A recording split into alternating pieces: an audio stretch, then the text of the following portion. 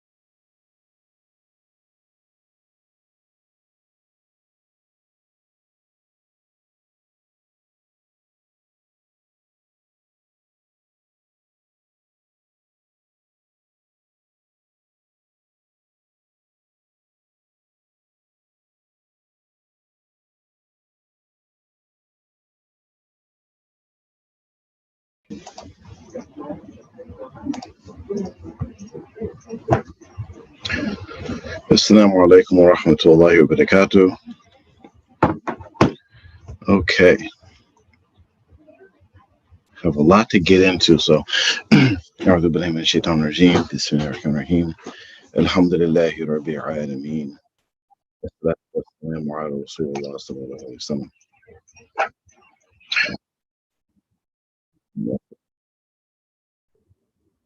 There we go. Okay, I had the YouTube up, so it's causing some interference. So inshallah, we'll get right into it again. This is meant to be a collaborative discussion.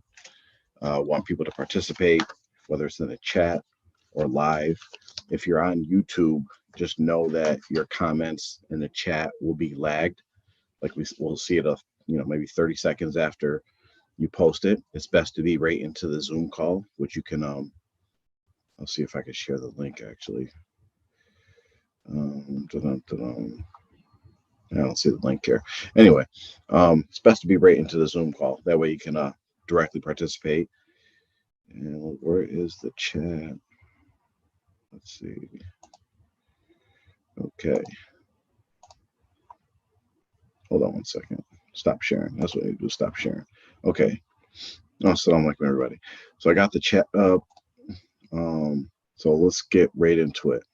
Again, if you have any questions, post it in the chat, whether it's on Zoom or YouTube, and I will try to address it. We want to have an open conversation about these things. We're talking about spiritual abuse. Unfortunately, I'm traveling, so I'm in like a hotel little conference room, and hopefully nobody comes in and disturbs us. But we were supposed to cover chapter 2 this week, which was the definition of spiritual abuse, but I didn't bring my book with me to go over my notes, but we can kind of just cover it. And if anything I missed, we can cover it in the next session. One thing to think about before we get to the end is we have to determine what we want to discuss during Ramadan, or if we want to discuss anything related to this during Ramadan. So think about that. I'll ask again at the end, and I'll also ask for input offline as well. So let's get right into it, because I got a lot of stuff that I wanted to cover. I probably won't get through it all today, but inshallah, we'll see. Okay, so let me share my screen.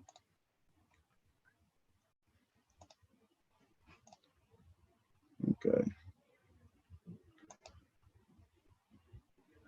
So, again, this is about Sufi cults and spiritual abuse, and we're primarily using the book of the Sufi Lighthouse as a guide.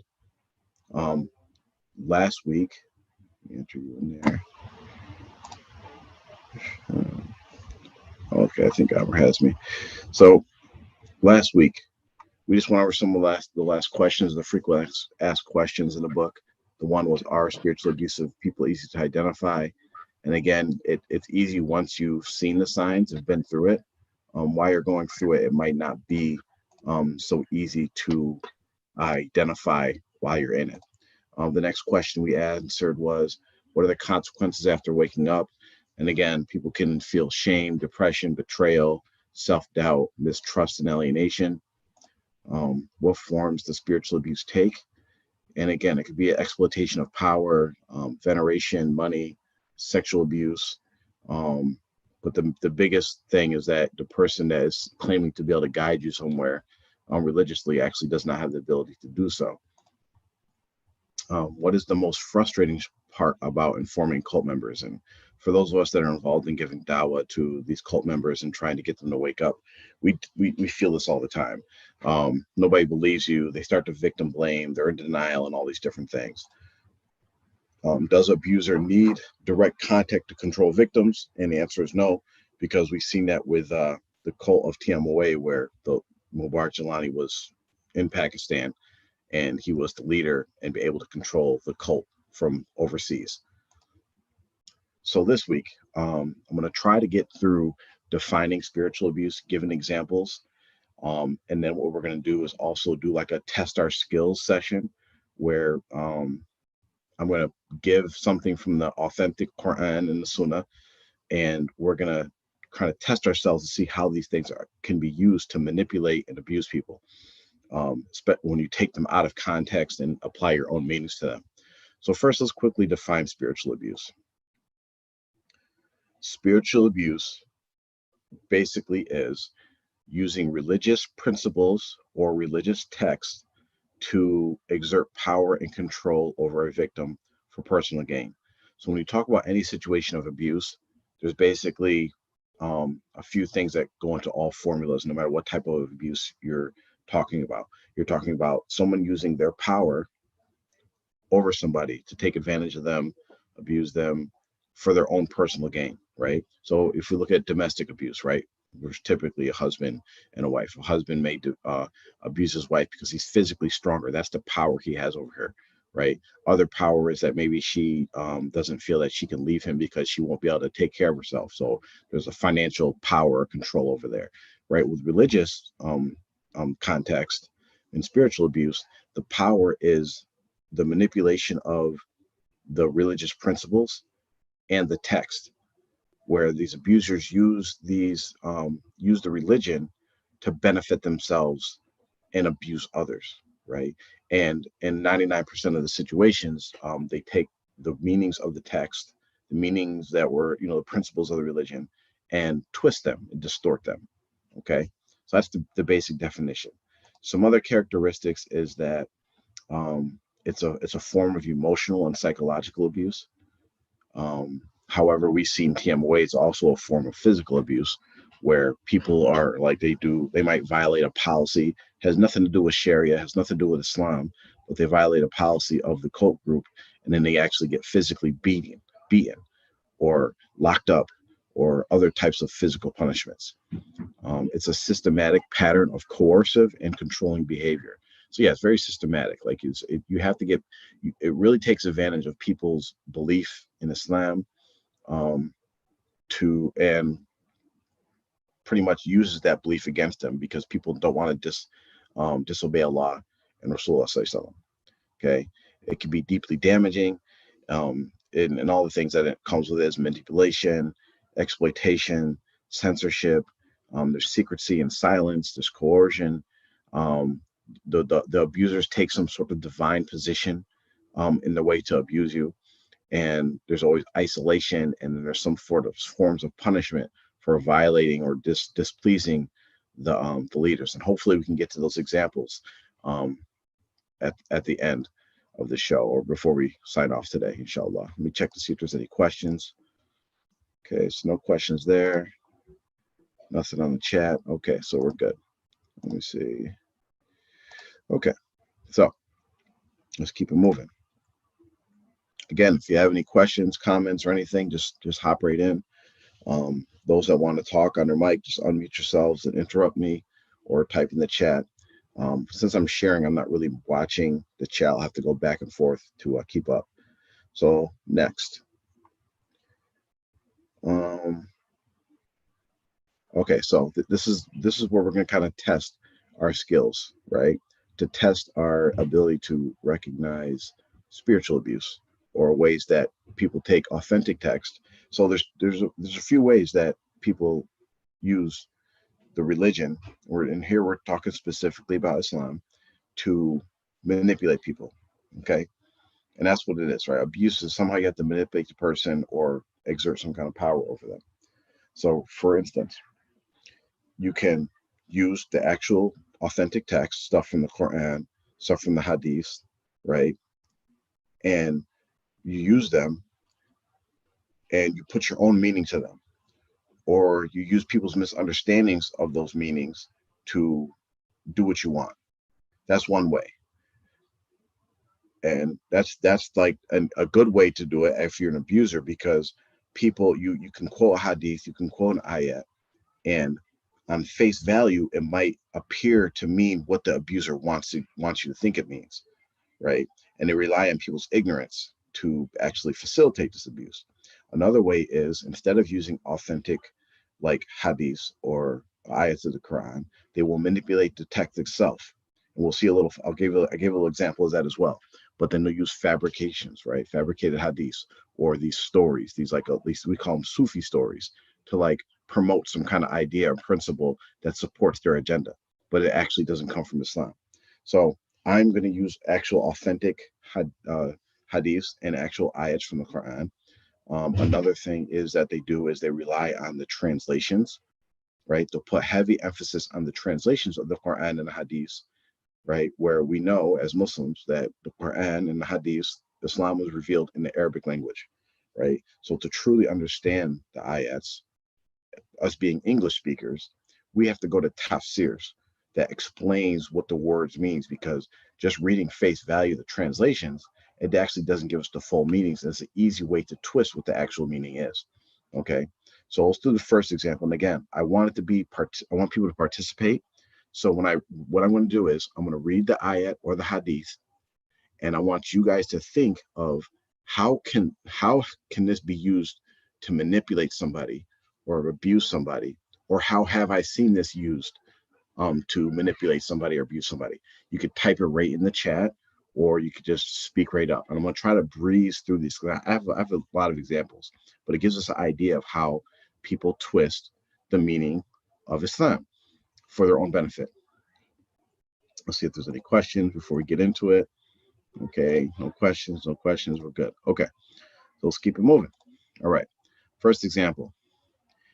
Everybody should know this one. Hear and obey. And it comes from Surah An-Nisa, ayat 59, where Allah says, "O you who have believed, obey Allah and obey the Messenger, sallallahu alaihi wasallam, and those in authority among you." Okay, think about that. Obey, O you who have believed, obey Allah and obey the Messenger and those in authority among you. And think about how that could be used, or how it is used to manipulate people, right? What's the message if someone from a cult or a cult leader comes to you and says this ayat? When do they usually say it? And what are they trying to get out of it? Again, type it right into the chats, or you can speak up. And I'm only going to give like a few seconds. If I don't see anything pop up, I'm just going to keep it moving and give the answers. Okay, so we have nothing there. So let's see. How's this used to manipulate people? So hear and obey, right? Basically, when people are using this, they're saying, don't ask questions, right? Just hear and obey your listeners, right? Or hear and obey your leaders. To blindly follow them. Don't ask questions, right? Even if you think it seems wrong, still do it, right? Still do it. And you'll see one of the ways that they manipulate this ayat is that this is not even the whole ayat, right? As those of us that know, this is not the whole ayat, right? What happens is they actually, instead of saying, "Oh, you who believe, obey Allah and obey the Messenger and obey those in authority among you," instead, it gets dwindled down, right? It gets dwindled down first to hear and obey those in authority above you, right? So then they just cut off Allah and Rasulullah. So now psychologically, now you're identifying, I have to listen to those that are in charge of me, right? No matter what. Then they even break it down even further. And then all you'll hear is hear and obey, hear and obey, hear and obey, right? So that's the way that they manipulate the actual text of the Quran and basically suggest that these ayats basically mean hear and obey. Don't question anything, right? Of course, we do not question Allah and we do not question Rasulullah. And anything that they command us to do, we do it. As long as it's within the correct understanding of what they commanded, not manipulating it, right? Our leaders, if they're not following the Quran and Sunnah, then we don't follow them. Very simple. But that's one ayat that's commonly used to manipulate people, okay? So let's get to the next one. Now think about this when you hear this. Remember, this is all from authentic sources. The hadith is, and whoever obeyed my Amir, he would have obeyed me. And whoever disobeyed my Amir, he would have disobeyed me. So in other words, Rasulullah is saying, and whoever obeyed my leader, or someone I appointed, he would have obeyed me. And whoever disobeyed someone I appointed, he would have disobeyed me. Okay? So think about that. Think about how you've ever heard this hadith, and it's Sahihain. When you hear Sahihain, that means from the two Sahihs, Sahih Bukhari and Sahih Muslim. That means it's one of the most authentic type of hadith. Okay, when it's in both collections. But think about that and think of how it's used. And there's other hadiths, right? There's other hadiths, there's other ayats that people use that have similar wording and phrasing that are used for the same thing. So think about how that is used to manipulate people. Right, Salam. Okay. So now how it's typically used is, again, do not question the leader. Don't question the leader, because the leader allegedly is getting their commands directly from Rasul Sallallahu and directly from Allah. And also things like this are also used to give a person the idea that somehow their leaders are automatically connected to the divine, connected directly to Rasul Sallallahu. You think about it in the context of TMOA, the leaders claim, right, that they get their orders directly from Prophet Muhammad Sallallahu or directly from Allah. So if you disobey them, that means you're disobeying Allah and Rasul Sallallahu, which is not the case. Okay, right? So that is not, but that's the way that they use something that's authentic and to manipulate people. All right, so let's go to the next one. I got a bunch here, and you're gonna, these are all going to remind us of different things that we've heard through our lives. So the poor in paradise. There's hadith in Bukhari where Rasul said, I looked into paradise and found that the majority of its dwellers were the poor people. And I looked into hell and found that the majority of its dwellers were women. Okay, this is Bukhari. So again, think, this is kind of like a double whammy here that can be used in two different ways, and has been used in two different ways, right?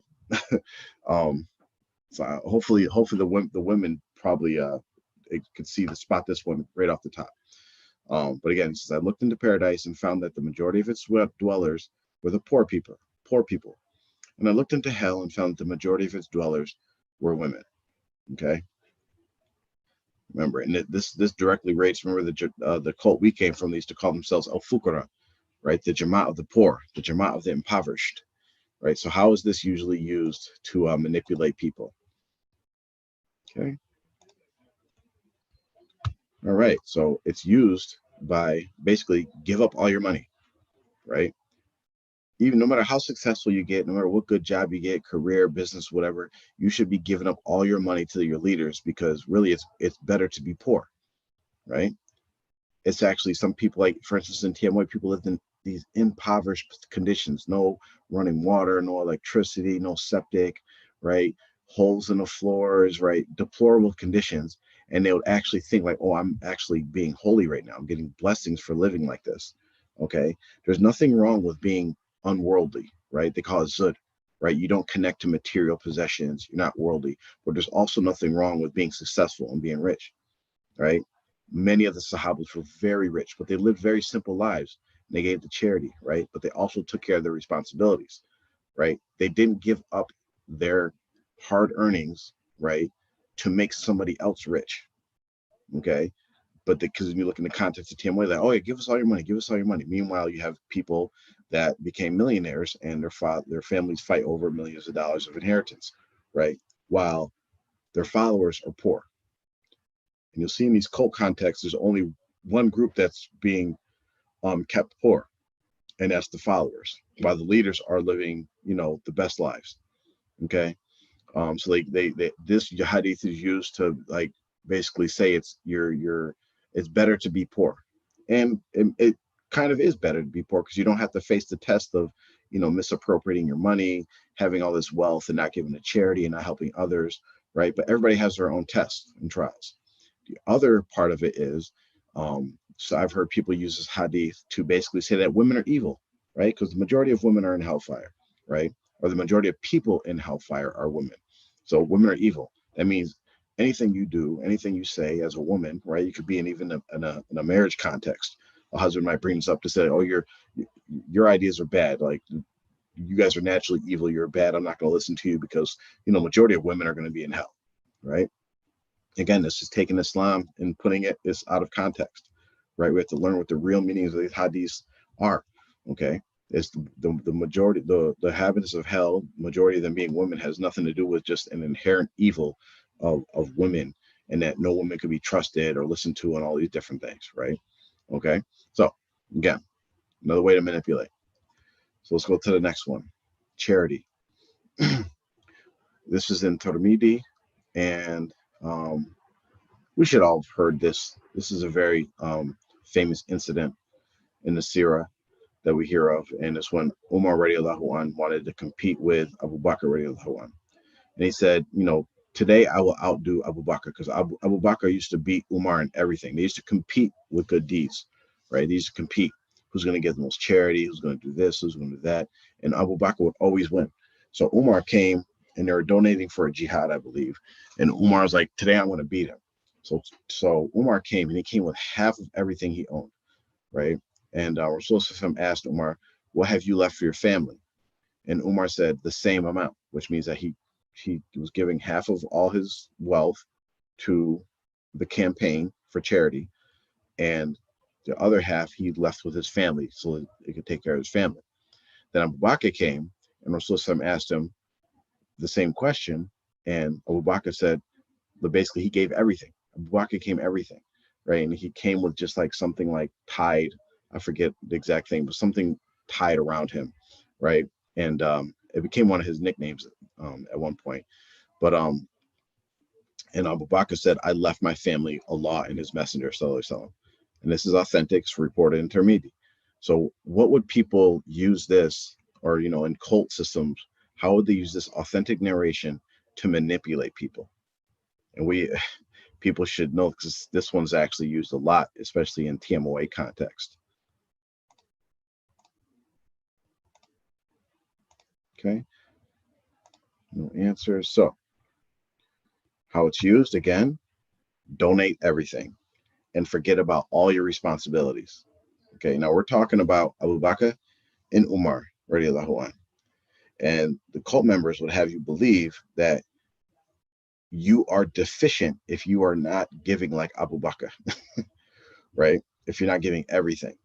Okay, we've seen memos from cult leaders that tell people like, don't worry about if your electricity is going to get turned off, and Allah will take care of you. Yes, Allah will take care of us, but he also says tie your camel, right?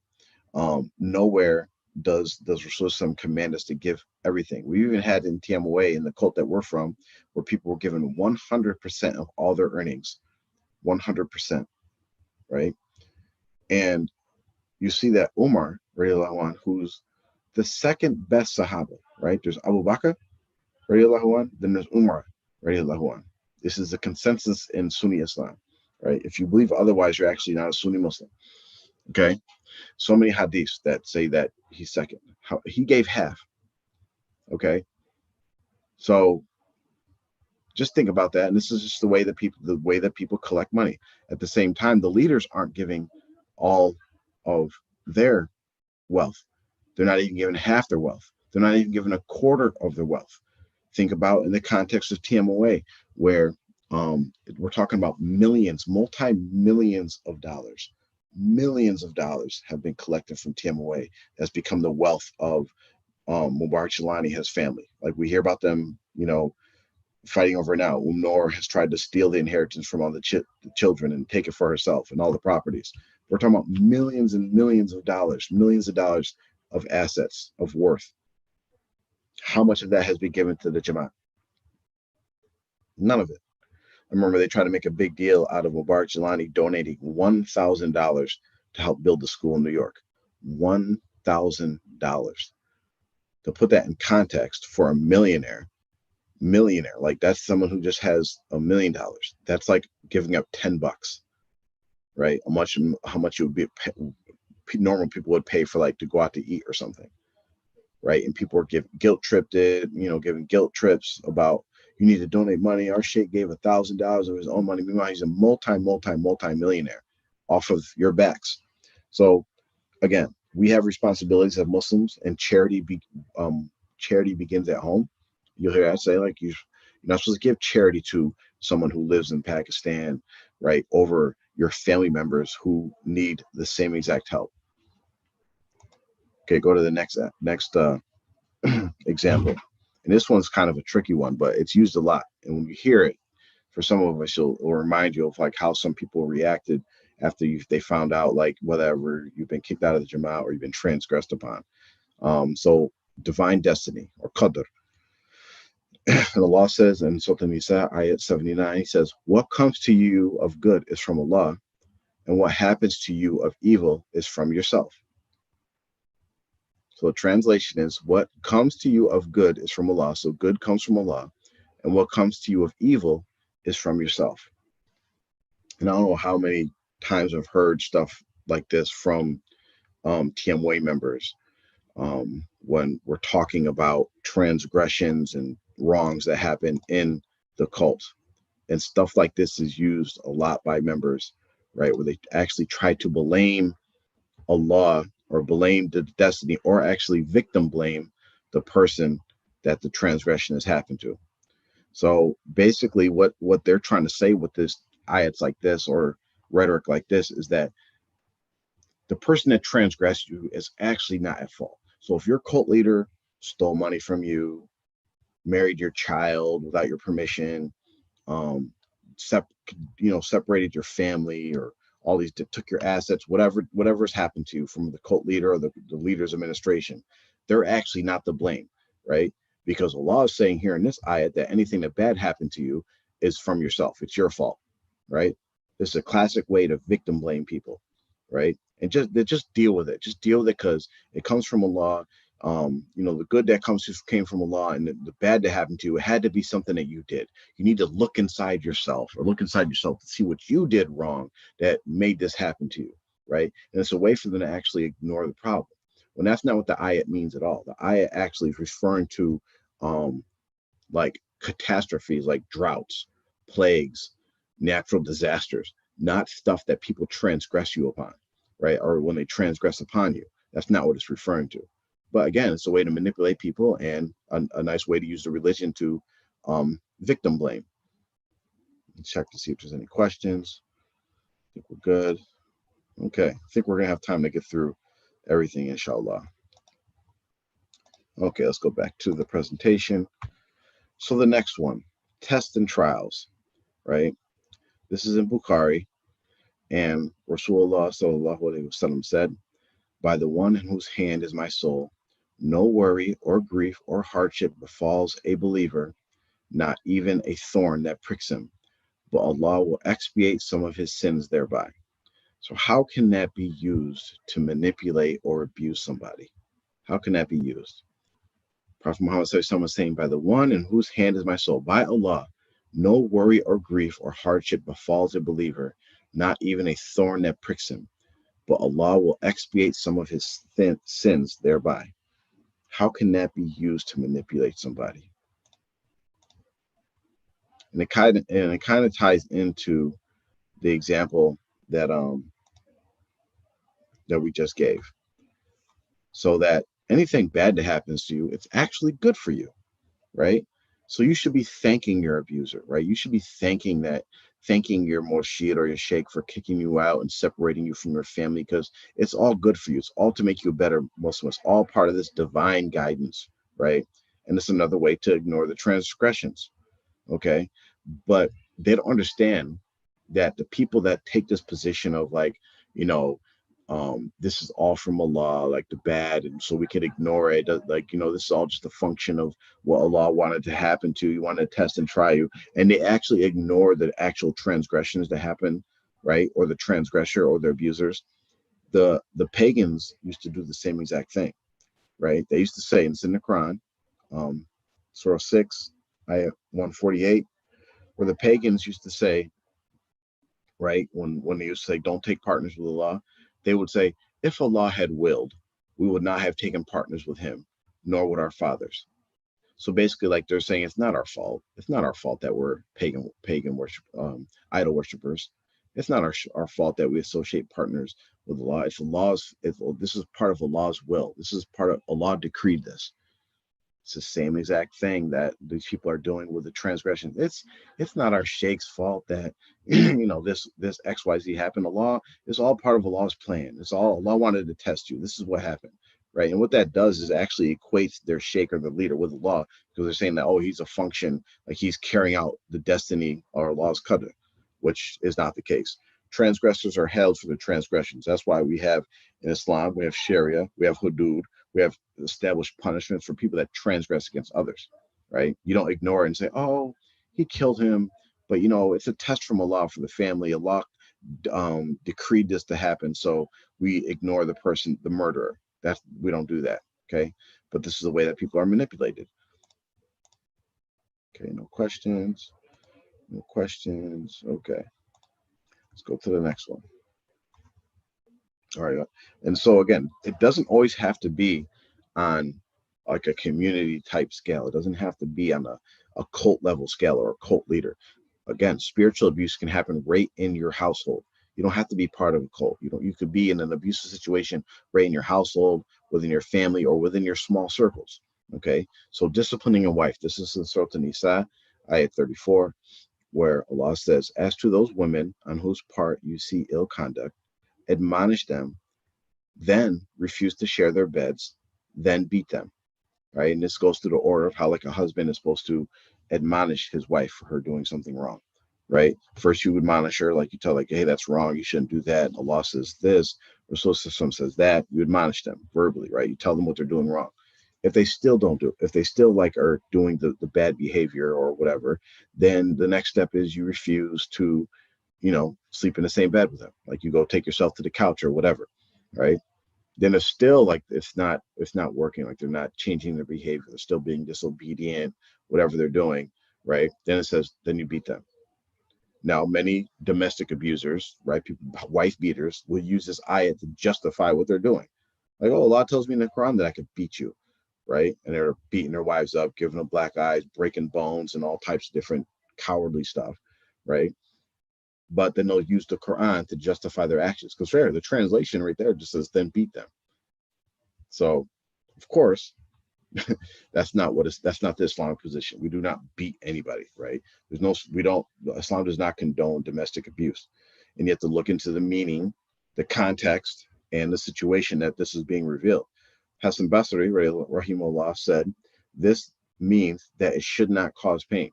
So in Islamic times, or time of the Arabs when Rasulullah was alive, when he was referring to beat, it was like a tap with a miswak.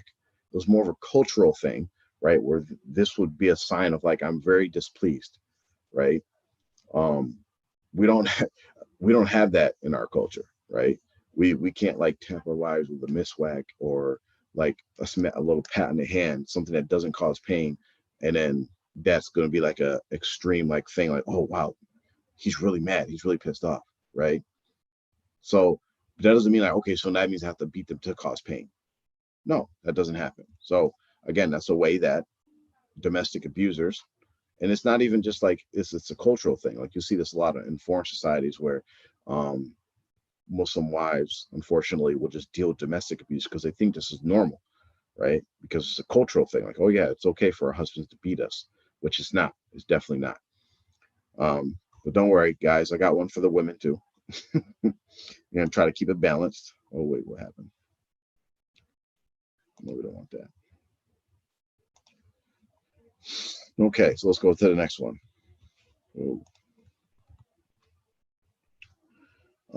Compulsion. There is no compulsion in the religion. Okay, this is Surah Al-Baqarah, ayat 256, and you hear this all the time from cult groups and cult leaders or cult members. There is no compulsion in the religion. If anybody's been keeping up with the Zainab Adams Jelani saga, Zainab Adams had a meeting with the Jamaat that got leaked out, and in it she said there's no compulsion in the religion. There's no compulsion in the deen. This is said a lot. How is this usually used by cult members or cult leaders to manipulate people? Just think about that for a second. I'm going to check to see if there's any comments or questions.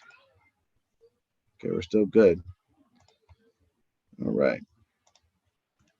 So this is like a form of reverse psychology, right?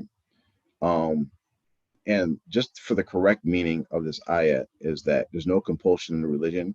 It means that Muslims cannot force people to become Muslim, right? That's why we give dawah. We try to tell them, we give them evidences, proofs, there's argumentation, debates, all these different things that we do to try to convince someone to willingly become Muslim. Okay, there's even financial incentives in society, right? Like become Muslim, like you'll get taxed differently if you're a Muslim versus a non-Muslim. You have certain legal rights being a Muslim versus not being Muslim, all these different incentives to help someone willingly become Muslim. You can't go and put a gun to someone's house and say, hey, take a shahada, become Muslim. We don't do that, right? So remember, this is talking about the religion of Islam. When you're talking about cult groups and you use this ayat to say there's no compulsion in the deen, and you're referring to people, oh, you can leave if you want, that what they're doing there is, one, they're equating their religious group with the religion itself, like we represent Islam, which we know that's not the case. And two, it's a form of reverse psychology, because there is actually compulsion. Like, for instance, you go back to Zainab Adams' audio, she said there's no compulsion in religion, but you all must. We are compelling all of you to come take bayat to me. That's compulsion.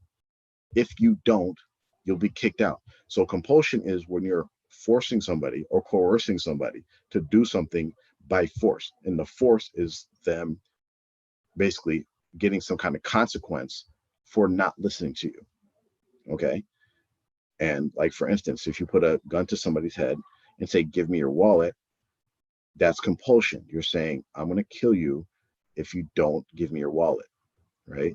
Same thing in the context of a cult. I'm going to kick you out and condemn you and excommunicate you if you don't comply with what I'm telling you to do. That's compulsion. You're forcing people to do things. You're forcing people to, is one thing to say, okay, Allah and Rasulullah command us to do this. But you're forcing people to do stuff that has nothing to do with religion. Okay. That's another way that people are manipulated in TMOA. I think we've got a couple more. Check for questions again. We're good. Everybody's quiet today. Okay. Doubt. We heard this reference to doubt in Noor Jelani's Juma Khutbah. Okay. And he's not the first to do this. This is done a lot. And it's a common theme, especially in cult groups, about this idea of how Muslims are supposed to treat doubt.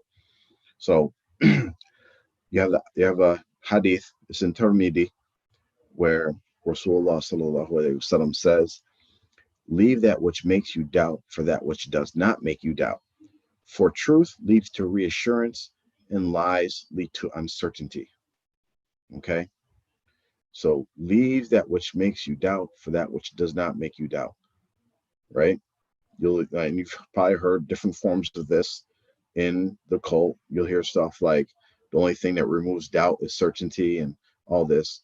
Right. And how is this used, or how can this be used to manipulate people or abuse people?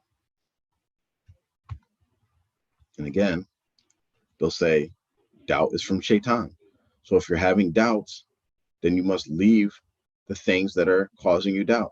And this is a very clever way they manipulate this one, because, like, for instance, if someone is listening to an R2F video, right, and they're like, wait a minute, this seven sultan belief sounds like it is shirk according to the evidence they're giving.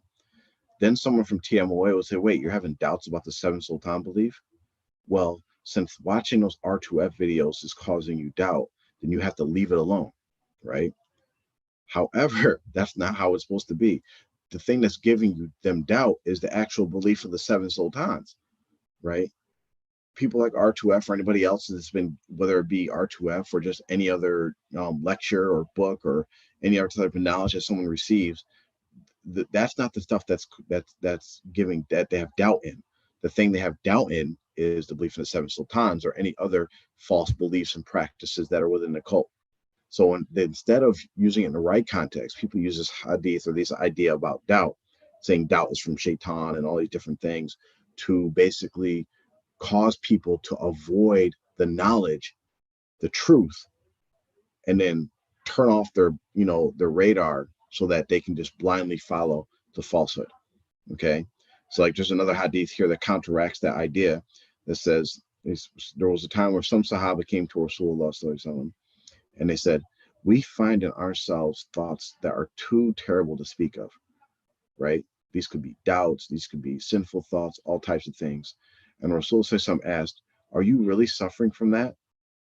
And then they said, yes. And Rasulullah said, that is a clear sign of faith. So that doubt that they had inside of them, and there's other hadiths where Rasulullah says, like, leave everything that's doubtful. But the doubtful things are the beliefs, the practices, and we go to what is clear, right? We know that we are very clear on La ilaha illallah Muhammad Rasulullah. It's very clear, right? Anything else, like we're very clear how to make salah, very clear how to make hajj, all these different things that are very clear in the Quran and the Sunnah. All these other things, like staring at pictures, tying yourself up to dhikr, putting your fingers in your nose and all these different things, right? Making tawaf around shrines and graves, making sajda graves. These things are not clear. These things are, well, it's very clear we shouldn't do them, but if you came up in a cult, you might have been taught that these things are correct. But once you start learning real Islam, authentic Islam, you're going to start having doubt about these things. That means once you doubt these practices, you should stop doing those practices. Okay?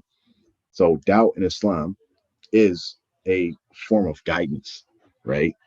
Whenever the only negative thing that comes with doubt is if you're actually doubting Islam itself, like a doubting that Allah exists, a doubting that Rasulullah is a messenger of Allah, or doubting that the Quran is authentic, is revealed from Allah. These types of things. That's the doubt that where Shaitan is trying to get you to leave Islam. Shaitan is not going to convince you to follow the Quran and Sunnah. That's not part of his objective, right? Why would Shaitan come and say, hey, come follow these authentic hadiths in these Quran? No, he's going to tell you to say, no, go follow that stuff that's gray, the stuff that there's no evidence for. Okay, let's see. Check for questions again. We're good. Okay, leaving the Ummah. This is the ayat, and the ayat says, and do not be like the ones who became divided and different after the clear proofs have come to them, and those will have a great punishment, right? So in TMY context, they have this idea of like, don't ever leave the Jama'at, don't ever leave the community. And they'll quote hadiths and ayats that basically say like, don't leave the Ummah, don't leave the Ummah, right? However, the Jama'at is not the Ummah. The Jama'at is actually not part of the Ummah. Your cult group is actually not part of the Ummah, right? But they conflate these two things to make people feel guilty or feel fear about actually leaving their cult, right? And even in TMY context, right, they'll say clear proofs. They'll refer to their miracles, their alleged miracles, as clear proofs, right, that you should be staying in this Jama'at and that you will actually go to hell if you leave the Jama'at.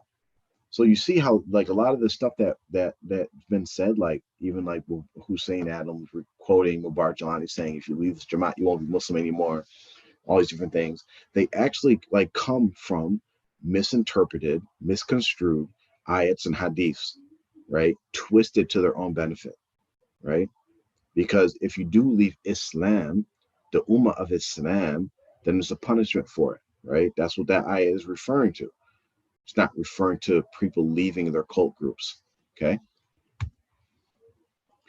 So now I missed one. There was one back here I wanted to cover for the guys. But there's a hadith, and we all know it. I don't have it down yet, but there's a hadith where Rasulullah Sallallahu Alaihi Wasallam said, and we know this, the best of men are the best to their wives, right? It's authentic hadith. We all know about it. And there's times that women will use this to basically what's the term basically take advantage of their husbands. So they have a weaker husband, or husband that's really trying to take care of them and be a good man, this and that. They'll use it to railroad their husbands. Their husband can never say no to them about anything, because they'll come back and say, well, the best of men are the best of their wives, so you need to let me do XYZ. And these are the same women that go outside with perfume and makeup and not covering correctly, showing their hair and all these different things. And the husband, just he's cucked, you know what I'm saying? And he's just trying to be a good Muslim, and maybe doesn't know his deen yet. And you see this a lot actually with new shahadas, right? Where Muslim women that have been Muslim all their lives, and they marry or get with somebody who's a new shahada, or maybe they're with the person before they became Muslim, and then they're forced to become Muslim. And then alhamdulillah, they, the man's like, I actually do believe in this. I want to follow correct Islam. And then they're learning their Islam, through their wife, who doesn't actually have a good understanding of Islam and is actually an abusive person, right? A person, a manipulative person, a narcissist who's actually using Islamic stuff to their own benefit, right? You know, and they'll use the stuff like, oh, you have to let me do whatever I do because the best of men are the ones that are best of their wives. So that's another way of in a household how even a wife or a woman could actually be the abuser or the manipulator. But I forgot to put it down because typically, I mean, most most of the abusive situations are with men. Um, the abusive women are more with the psychological manipulation type of stuff. So the next thing that we're going to do, we have 15 minutes, and I wanted to cover this. I don't have the full list, I believe, but I wanted to cover this because um, I just thought there'd be some interesting things that would come up um, from talking about this. And what I'm going to do is we're going to go. I have dismissal notices. The dismissal notices for several people that were recently kicked out of TMOA for various reasons. I just want to just point some things out that we could learn from the language that they use in these dismissal notices. Okay, the first thing is I don't think, like, for instance, when I got dismissed, I got a full PDF printed memo with signatures and all that on it. They're not even giving people that stuff anymore, right? It seems like they're just sending messages through WhatsApp or whatever, and that's how people are getting notified that they're kicked out of the Jamaat. So like they're afraid to even sign their names to things, right? Like they must think like there's something that can come back to them. So now there's just like a message. Like just think about it. Like you we've heard jokes or whatever, like on movies and TV or whatever, about like boyfriends or girlfriend breaking up with each other via text, right? Or something like that. Like this is pretty much what it is. Like you don't even have the enough strength and courage, to directly address somebody officially, right? So what are you afraid of? But anyway, let's get right into it. Let me share my screen again.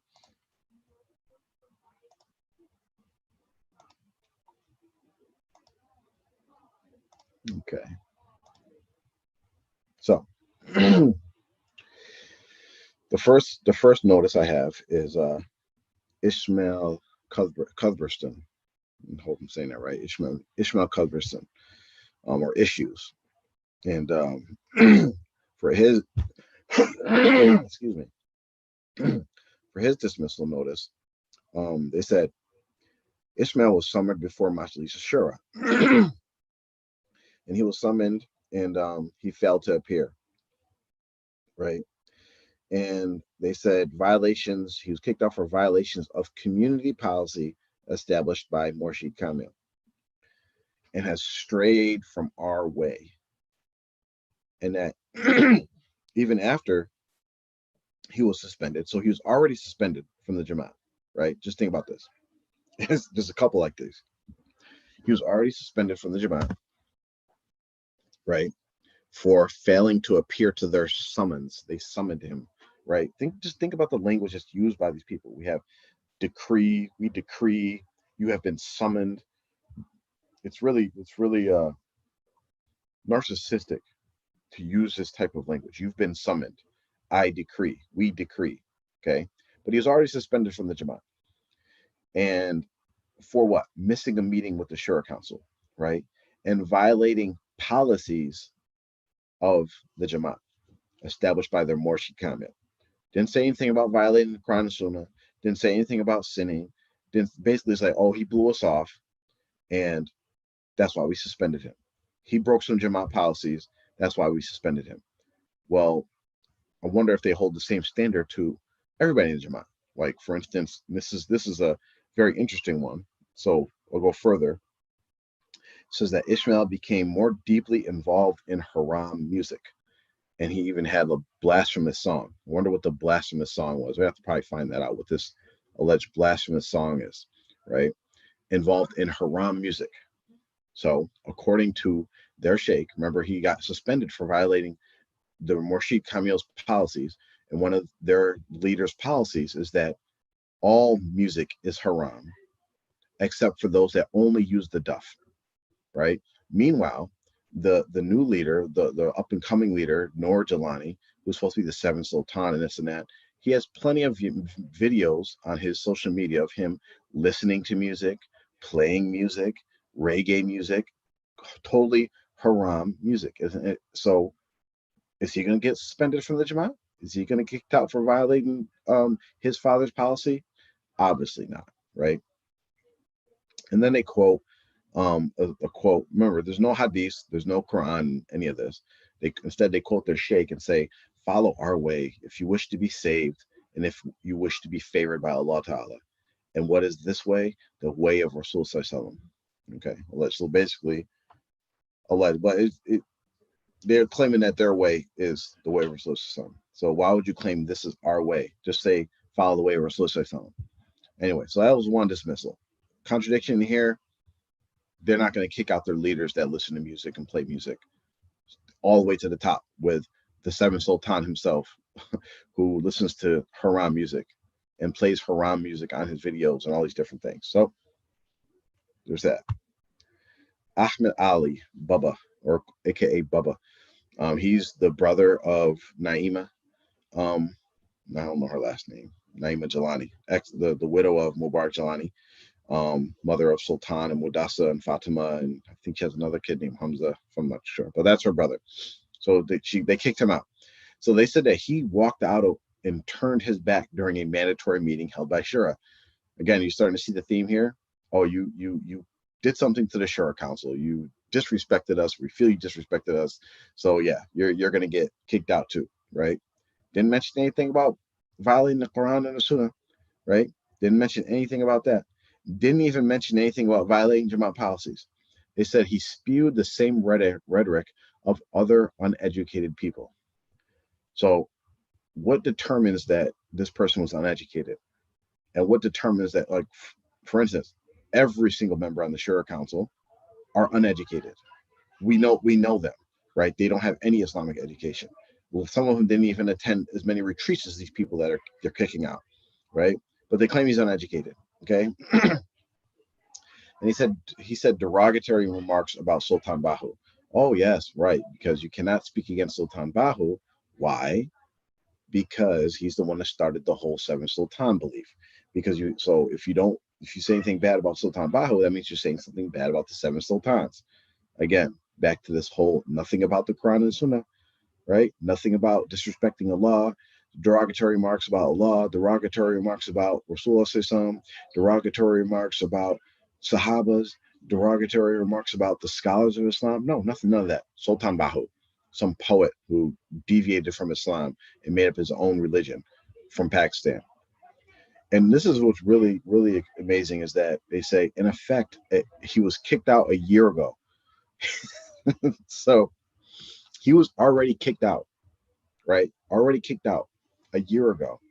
But they're informing the community now. Why are they informing the community now? Because they want to use as many examples as they can, right? Put the knife in and twist it, right? That's what they're doing. They're setting an example. He was already kicked out. Why does the community need to know, right? Only people need to know is people that are going to either not let him on the land or let him on the land, okay? So they did that, and this is to clear, like, just rage, showing their power, punishing people for no reason, trying to punish Jelani's children and extended family for standing up against Zainab or saying anything against Zainab. And they said that he's excommunicated. So it's interesting that they excommunicated him, but they didn't excommunicate issues, right? And they excommunicate most people. Okay. Then you have somebody named Abdul Rahim Nuruddin, right? And this is his issues. Continued disregard and disrespect of the Shura Council. So again, back to the Shura Council. Oh, he doesn't like us, so we're going to kick him out, right? And then they started this quote now with the communities built on the bake and displaying proper adab. Okay, right? And then they say he's excommunicated. So the only thing he did was he didn't give the Shura Council the respect that they thought they were deserved, right? That's it. Kicked him out. Muhammad Shabir Wesley. This one was actually very funny, is that they said he inserted his opinion. You are not allowed to have an opinion in a cult. Who gets kicked out for inserting their opinion, right? In your own community in quotes, because it's not a community, it's a cult. And it was absolutely beyond his understanding. It's kind of the same thing that they said for Bubba, uneducated, right? Same rhetoric as other uneducated people, right? Him, he is absolutely beyond his understanding. Now, this guy is highly educated, right? Highly educated, right? He's not a stupid person, but it's totally beyond his understanding. Meanwhile, you have people on the shore accounts that we don't even know if they got their GED. Like, come on. And they called out that he used a quote that says, TMOA admin uses the playbook of Firaun himself. I wish I had time to go into depth with his, because he literally said, this is what they're going to do, because they're just like Firaun. They're just going to kick people out, blah, blah, blah. And they actually did exactly what he said that they were going to do. So imagine someone saying, like, hey, you are Firaun because what you're going to do next is do X, Y, Z, just like Firaun did. And you say, no, I'm not like Firaun. Then you continue to do X, Y, Z, just like Firaun did. You're just proving him right. And they say that it was the result of him staying aloof from the community. So basically, like, yeah, if you're not heavily involved and into the cult life, then you're gonna lose your way. And he didn't adhere to the guidance and discipline of Morshid, and this is very interesting, and Sheikha. When the hell was she given guidance and discipline? Right? They're kind of showing their hand here, right? We just seen posts online from Mudassar Jalani about how long Noor's actually allegedly been controlling the community since like 2008, right? Over a decade, okay, almost 15 years, right? Because as far on paper, the Murshid, right, Mubarak Jalani passed away 2 years ago. So how would Muhammad Shabir be following the guidance and discipline of the Sheikha? Why throw that in there? Okay, and then if he's been aloof from the community, how do you know what he's been following or not? Are you involved intricately in his life to know that he hasn't been following the guidance and discipline? Right? Maybe he hasn't been following the guidance of being like connected and being all up in the community's butt crack. But what if he's like doing the Mamilat and following the discipline and doing all the do's and don'ts of Mubarak Jalani's lectures and all that? You don't know how he's living. And they also excommunicated him. And again, just to remind people, excommunicated means that no one from TMOA is supposed to be able to communicate with them. They're not allowed to talk to them, right? Excommunicated. Then you have Amira Ishmael. This is Ishmael's or Ishu's wife, I believe. So again, after instructions for mandatory meeting, so there was like a mandatory meeting, and then she went on social media allegedly and spoke ill of the community and enjoined in hateful rhetoric. And then they had that quote in there, is that we're a community built on the bake and proper adapt. So she was kicked out they announced the community meeting, and she went on social media and voiced her opinion or had some, was disgruntled about whatever, as 99% of TMOA members are. But they kicked her out. Again, connecting back to mandatory meeting, Shura Council, right? So look, let's just go down. We'll do it afterwards. But again, kicked out for voicing her opinion and somehow showing displeasure with something that has to do with the Shura Council. Faja Sabor and Sabra Shahid, their dismissal notices were exactly the same. Like they copied and pasted it. They didn't have enough energy or respect for them to like give them their own individual notice. They just like copied one, changed the name, pasted it, and they were kicked out for endorsing social media posts, which means like they either liked it or commented on something which speaks ill of Morshid's Kamil's spiritual successor. Now, I really want to highlight that because they could have just said Noor or Zainab or whatever she is, right? Her title, Imam of TMOA, current Imam of TMOA. But instead, they say endorsing social media posts which speak ill of Morshid Kamil's spiritual successor. So they had to connect it to the Sheikh, which shows you that they're not even confident with speaking about Zainab Adams in her own light, in her own shoes, by herself. They still have to attach her to the Sheikh. And they probably don't know this, but when people read messages, mostly they kind of skim through it, right, at first. So it's very probable that a lot of people read their dismissal notices and thought that they were endorsing social media posts which speak ill of the Murshid of Mubarak Jelani. So of course most TM oh, they're speaking bad about the Sheikh, yeah, get them out of here. But no, they were endorsing social media posts. So they didn't speak bad about Zainab Adams themselves, allegedly, according to this dismissal notice. They were actually just endorsing posts which speak bad about her. Okay, so again, you can't even go on social media and like or comment on something or have an opinion on anything. And they claimed, these two people claimed, that the decree of the Murshid to appoint his widow as the Imam of Tiamoy violated Islamic law. Well, it does clearly violate the Sunnah or the Hadith of Rasul Sallallahu. Okay, so just consider that, right? And again, so far we don't have anybody that they claimed violated Islamic law. The closest we have to it is that they claimed that Ishmael or Issues made a song of blasphemy, whatever that is, right? They haven't quoted any hadiths, they haven't quoted any ayats or anything. And again, they say communities built on the bake and displaying proper adab, and those two were excommunicated. So even though they each had their separate notices, they said exactly the same thing. Then this one was a unique one, right? Because this one they dismissed Tuer and Naji, who were husband and wife, and the same notice, right? So you had you had Ishmael, right? And then you had his wife Amira were dismissed, and they had separate notices.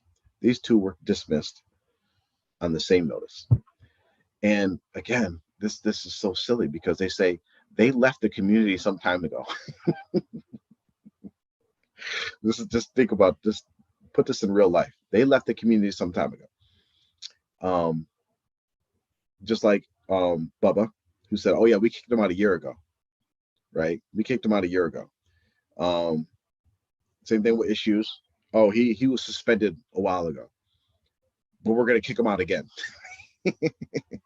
Now imagine you quitting a job. This is the same thing that kind of happened to me, but this is actually more blatant because I didn't notify anybody, or like nobody knew I left the Jamaat, right? So of course, like even though in actuality it was they fired me after I quit, they didn't know I quit. I already, like, you know what I'm saying, only a few people knew I quit.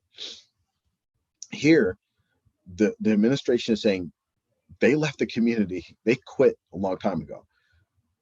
they quit a long time ago. But you know what? Today we're gonna fire them. Could you imagine the business like saying like yeah, so and so, right? Let's bring it to sports, right? Imagine the Chicago Bulls coming out today and saying, yeah, Michael Jordan, he retired a long time ago, but we're gonna fire him today. It's stupid, right? But they said they dedicated their time to slander the community, and they said the information is well known. So if it's well known, again, why are you making this announcement? Why are you kicking people out? But they wanted to make an official announcement for those unaware, right? Again, they're just all these kicking out and all that is just a clear show of power. They want people to make their allegiances clear. They want to basically use compulsion for people to stay in the Jamaat and be afraid to leave, to be afraid to speak their opinion, and all these different things. And they were also excommunicated. Okay, so look at the themes that we have here. Ishmael, he upset the Shura Council. Ahmed Ali, he upset the Shura Council, walked out, turned his back to them. Abdul Rahim Noureddin, he disrespected the Shura Council. So now we're 3 for 3. 3 for 3. Mohammed Shabir Wesley, they don't say anything about the Shura Council. So he's the only one so far that didn't say anything specific about the Shura Council. So we're 3 for 4. Amira Ishmael, after instructions for a mandatory meeting, something with the Shura Council, 4 for 5. Endorsing social media posts. So Fajr and Sabra, it doesn't say anything to them regarding the Shura Council. So that's 2 more. So now we're 4 for 7. And Tori and Naji, so basically half of the notices were something related to pissing off the Shura Council. Okay. Whereas in any right? In any really Islamic system of governance or leadership or community, the Shura Council, the leaders, or whoever you want to name them, Khalifas, Amirs, they're there to serve the people, right? They're there to serve the people. Yes, there has to be rules, regulations, and this and that. But are you saying that you can kick people out simply for not attending your meeting, simply for leaving your meeting, right? So you have people that are kicked out for expressing their opinions, for whatever, violating Jamaat policies, but nobody was actually kicked out for anything that had to do with Islam. Not one of these people were kicked out for anything. They did not say, oh, this person committed adultery. This person does this. The closest one is they said Ishmael isn't involved in haram music. But at the same time, they will not check all the people in TMOA that listen to haram music. They won't check their own leader who listens and plays haram music. So that's what I got for today. Next week, we're going to have to figure out what we're going to do during Ramadan. Again, I'm going to kind of just wrap it up because I'm traveling. If there's any questions, you could message me privately on WhatsApp or text, whatever suits you. And that's it. والعصر إن الإنسان لفي خسر إلا الذين آمنوا وعملوا الصالحات وتواصوا بالحق وتواصوا بالصبر. السلام عليكم ورحمة الله وبركاته.